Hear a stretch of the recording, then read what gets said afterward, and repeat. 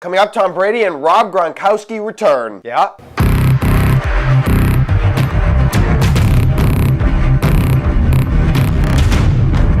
Tom Brady and Rob Gronkowski return to the practice field for the Patriots on Tuesday. And it appears as if the empire is not going to crumble quite yet. Tom Brady looked good, did not meet with the media. Brady took most of the first team reps. Rob Gronkowski did meet with the media. He was asked why he missed voluntary OTAs. He said, quote, training on my own. Felt like it was the best thing for me. Felt like it was a good decision, close quote. Gronk was also asked if he wanted a new contract and about his current relationship with Bill Belichick. He said, quote, who wouldn't? And quote, it's good. Everything's good, close quote. Finally, Gronk was also asked about the horse that is named after him, the one that's set to run in the Belmont Stakes this weekend. He was asked if he'd ever want to take that horse for a ride. He said, quote, hopefully, I like taking things for a ride. It's sound bites like that that make me miss doing packages for the news. Bill Belichick once again met with the media on Tuesday. He was asked if it was good to have Tom Brady back. He said, quote, it's good to have all the players here, close quote. He was then asked about his relationship with Tom Brady. He said, quote, I've always had a good relationship with Tom, close quote. Julian Edelman also spoke for the first time since tearing his ACL way back last August. Edelman said, quote, I feel like I'm getting a day better than yesterday, close quote. And it does appear that now that everybody's together for the first time since Super Bowl 52, that the Patriots are going to be able to move through whatever tension existed, put it behind them, and focus on football. Shocker. According to Gary Washburn of the Boston Globe, the Celtics are reportedly interested in keeping both Marcus Smart and Terry Rozier next year. They apparently want to keep the band as together as possible and try to make another run with everybody healthy. I'm for that. I certainly don't care if they go into the luxury tax. Owner Wick Grossbeck has reportedly given Danny Ainge and Brad Stevens the okay to do that if they have to. But I like how it appears that Danny Ainge is ready to be active. Ainge has to prepare for the following: that the loaded Golden State Warriors will once again win the title and you'll have to deal with dethroning them. That LeBron James then goes to Houston and you have a three-headed monster to deal with in James